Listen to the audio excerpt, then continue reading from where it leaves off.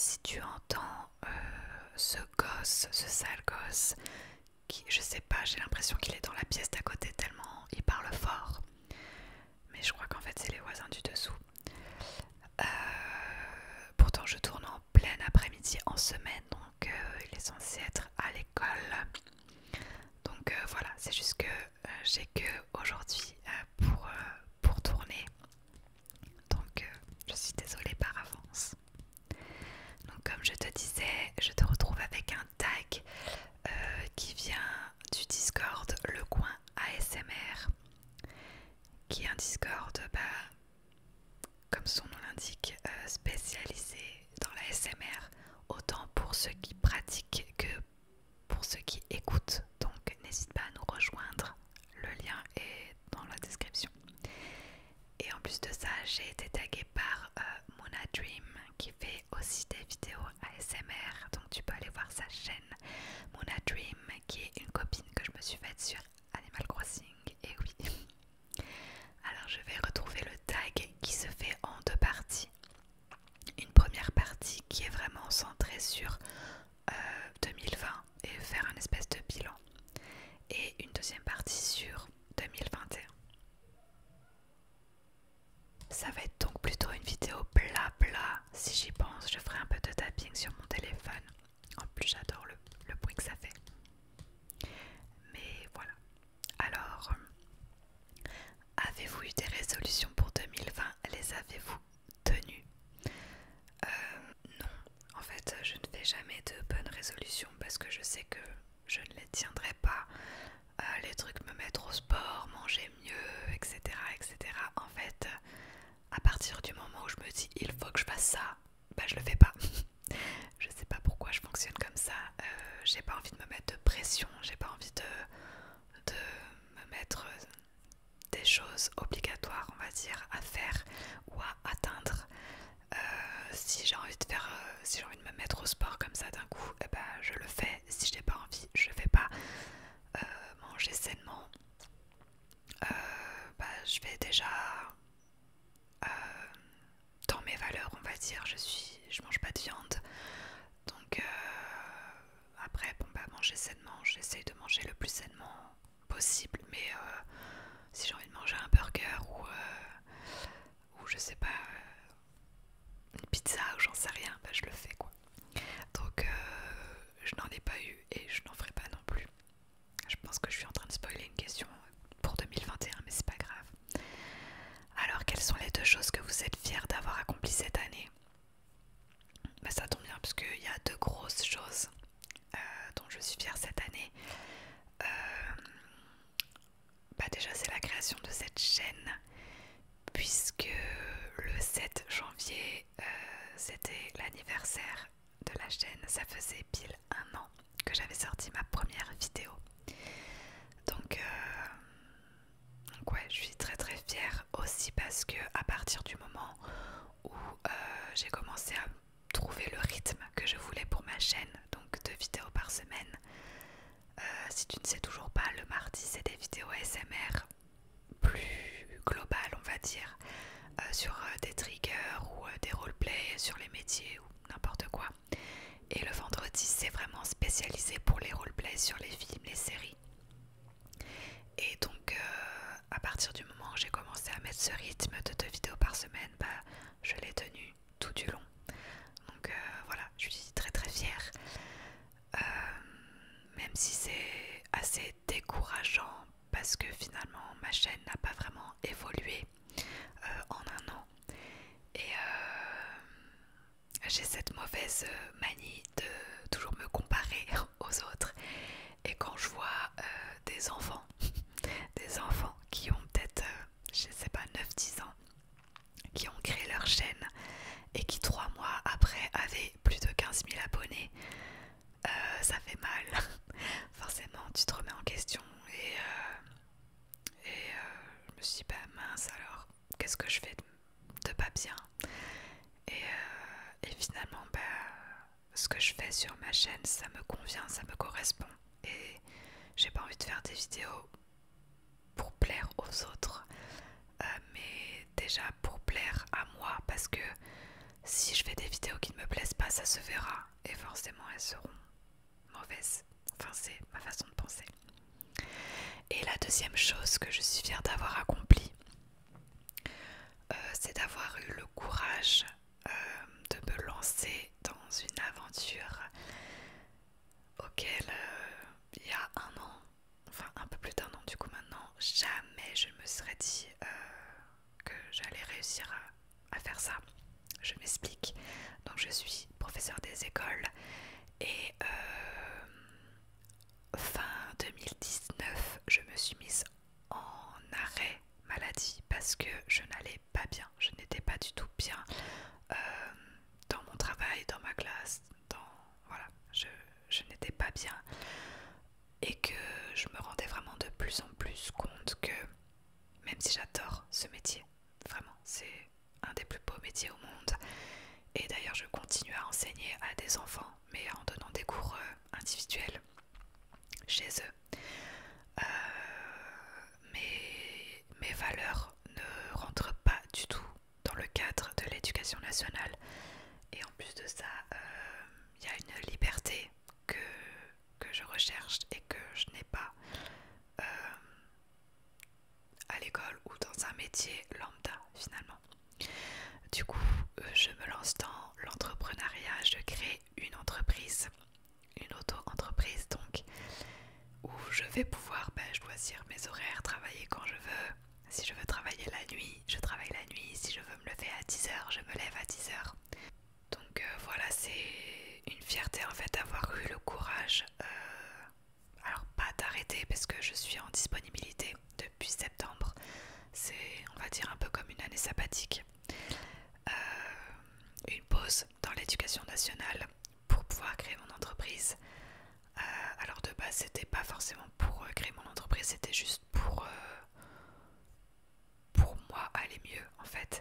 Et finalement la création d'entreprise m'a paru de plus en plus évidente. Donc voilà, je me lance là-dedans et ça fait très très très très très très peur. Mais je suis fière d'avoir eu le courage en fait.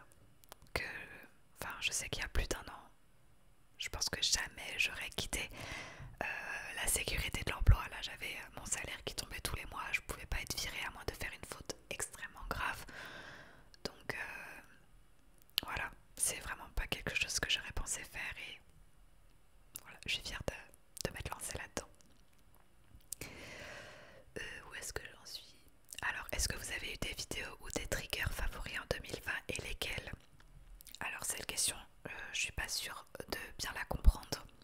Parce que du coup, est-ce que c'est des vidéos et des triggers externes, c'est-à-dire d'autres ASMR artistes, ou est-ce que c'est des vidéos favoris que j'ai adoré tourner et des triggers que j'ai adoré faire? Du coup, je vais répondre aux deux, comme ça au moins. Alors, je vais commencer par mes favoris. J'ai d'autres ASMR artistes et finalement, la vidéo et le trigger que j'ai préféré sont dans une même vidéo. Il s'agit de la vidéo de rendez-vous ASMR où, alors je sais plus exactement comment elle s'appelle, c'était cette chaise vs ton insomnie, un truc comme ça, où elle a fait du tapping et du scratching, ou je sais plus trop comment ça s'appelle, sur une chaise. Et j'ai adoré ce son. Et du coup j'ai adoré cette vidéo qui m'a endormie super rapidement. Et donc voilà, c'est ma vidéo favorite parce que le trigger est juste waouh, j'ai adoré. Et donc la vidéo que j'ai préféré tourner, je sais pas, c'est très compliqué parce que je m'éclate vraiment en fait quand je tourne. Mais j'aime beaucoup tourner mes vidéos sur Walking Dead parce que c'est vraiment une ambiance que j'adore. Et en plus j'essaye de mettre en scène avec le maquillage, donc ça me met encore plus dedans. Donc ouais, c'est les vidéos que j'ai adoré tourner et peut-être surtout la première, mon premier roleplay de Walking Dead parce que c'est le premier tout simplement. Après j'aime beaucoup aussi tourner ma série sur Dans les étoiles.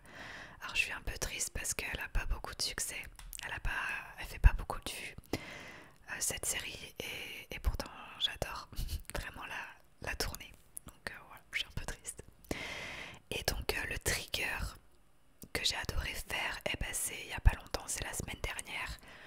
Euh, j'ai découvert en direct live, puisque je n'essaye pas les triggers avant, sur les bois de ma peluche de Sven, le grattage comme ça, et j'ai adoré ce son. Et je suis pas la seule d'ailleurs, parce que j'ai eu un commentaire qui me dit faudrait que tu fasses une vidéo entière sur ce son là et aussi sur le son du bracelet. Et effectivement le son du bracelet est trop génial aussi. Donc voilà. Comment vous êtes-vous senti cette année 2020, des joies et des peines? Alors cette année 2020 a été extrêmement compliquée, difficile pour moi. Je l'ai assez mal vécu, pas seulement à cause du Covid, mais aussi parce que, donc comme je disais, j'étais en arrêt maladie, ce qui fait que jusqu'à fin août, donc ma mise en disponibilité a commencé en septembre, je ne pouvais pas avoir d'autres activités professionnelles parce que c'était juste un arrêt maladie. Et ça a été assez horrible, je l'ai très mal vécu. Parce que bah forcément au bout d'un moment tu t'ennuies, et plus tu t'ennuies, moins tu as envie de faire les choses, et plus tu as la flemme du coup de faire les choses, donc finalement tu restes dans ton canapé, tu regardes des séries, et enfin non, ça a été vraiment horrible. Et le confinement n'a pas du tout aidé, parce que bah, en plus de ça je pouvais même plus sortir voir mes amis, donc non, ça a été vraiment très très difficile cette année 2020. Elle a commencé à aller mieux à partir de novembre, parce que j'ai commencé à avoir mes formations, mes premières formations, et du coup bah, je voyais le bout de mes projets arriver. J'avais une activité, j'ai appris des choses, j'avais des objectifs, des activités, enfin des devoirs à faire, etc. Et en plus ça m'a super intéressée. Bon, j'ai pas fini, j'ai des formations jusqu'à février, mais il y en a beaucoup qui m'ont éclaté. Et ben en plus de ça, bah, la création de mon entreprise qui approchait. Donc voilà, fin 2020 ça a été, mais globalement 2020 j'ai pas du tout apprécié. Comment est-ce que vous pourrez conclure cette année 2020? Alors si je dois en tirer du positif quand même, bah, c'est que finalement je me suis lancée dans des choses que je pensais pas me lancer, donc l'auto-entrepreneuriat, j'ai vécu plein de choses qui m'ont fait aussi m'intéresser au développement personnel, et donc finalement j'entame une procédure qui me permet d'essayer de mieux vivre avec moi-même et dans l'environnement dans lequel je suis. Mais globalement, si je peux juste mettre 2020 de côté et ne plus jamais y penser, ça me va tout aussi bien. Voilà pour les questions sur 2020, on va passer à 2021. Et bah la première question, j'ai spoilé les bonnes résolutions, je ne vais pas en prendre, voilà. Mais en plus des bonnes résolutions, qu'est-ce que vous aimeriez accomplir en 2021? Et elle est en deux fois, quels sont vos objectifs pour cette année à venir? Alors, je vais pas vraiment me mettre d'objectifs dans le sens où j'ai pas envie de me mettre la pression. Donc je vais pas me dire faut que j'atteigne par exemple un tel nombre d'abonnés sur ma chaîne d'ASMR. Après forcément bah, j'aimerais que ma chaîne d'ASMR évolue. J'aimerais pouvoir atteindre au moins les 1000 abonnés pour pouvoir être monétisée, parce que mine de rien j'ai quand même investi financièrement dans le micro, dans la caméra pour avoir une meilleure qualité. Donc voilà, si je pouvais avoir, même si c'est pas grand chose, mais quelques revenus pour petit à petit rembourser ses achats. Et puis en plus ça devient très compliqué, puisque quand tu es en disponibilité comme moi, t'as pas d'aide, c'est-à-dire que depuis septembre donc j'ai pas de salaire, mais j'ai pas le droit au chômage, j'ai pas le droit au RSA, donc c'est assez compliqué financièrement. Et c'est vrai que bah, toute ressource est bonne à prendre. Donc voilà, j'aimerais que ma chaîne ASMR évolue plus rapidement qu'en 2020. Et forcément j'aimerais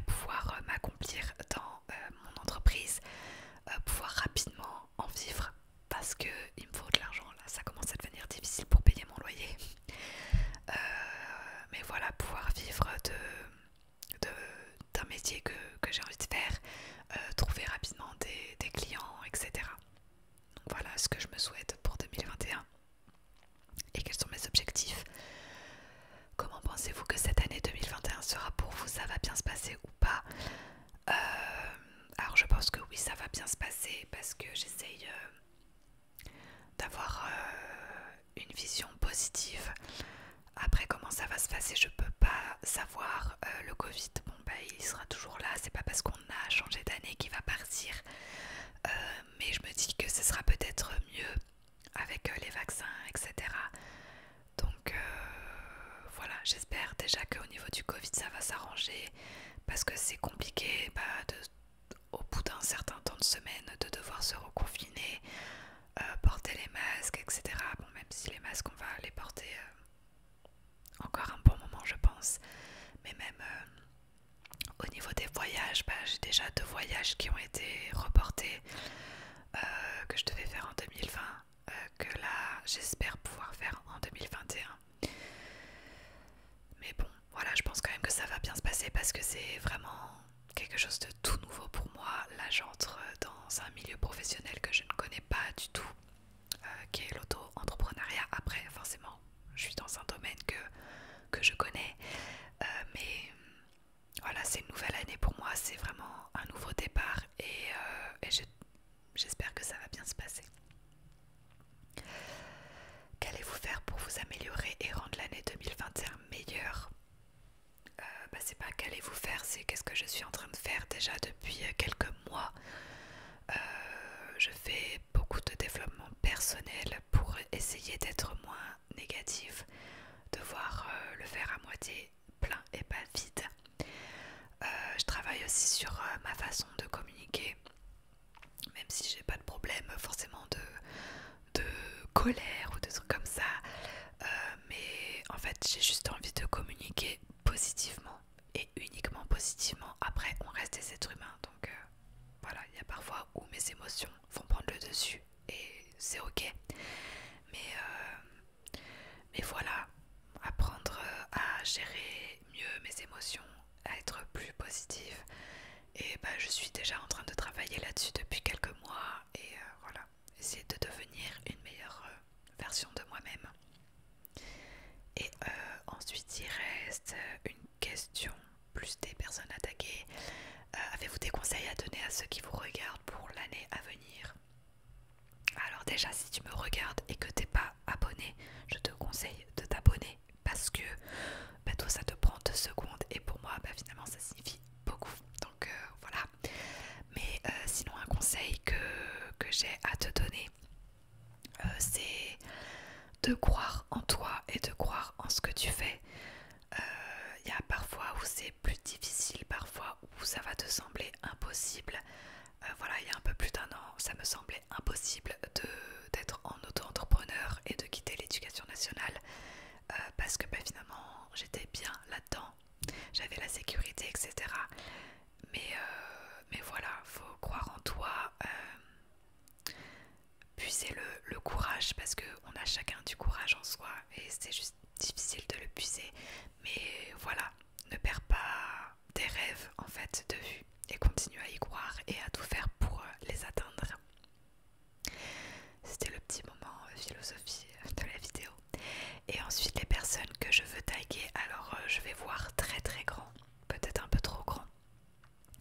Donc déjà forcément si tu fais des vidéos ASMR et que tu as envie de faire ce tag, n'hésite pas, je mettrai les questions dans la description.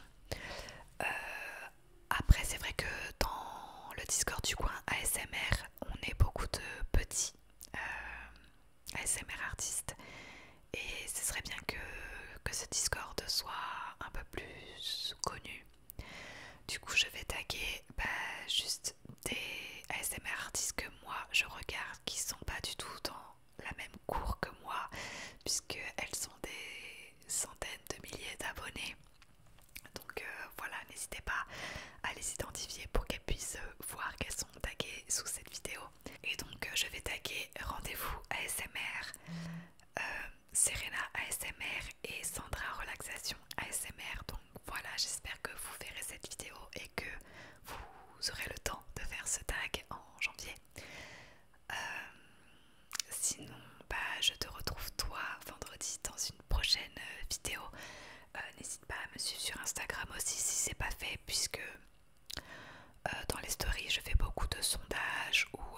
pose-moi une question. C'est vrai que sur Instagram, ça me permet d'être plus proche de toi que sur YouTube, même si je réponds à tous les commentaires, ou presque.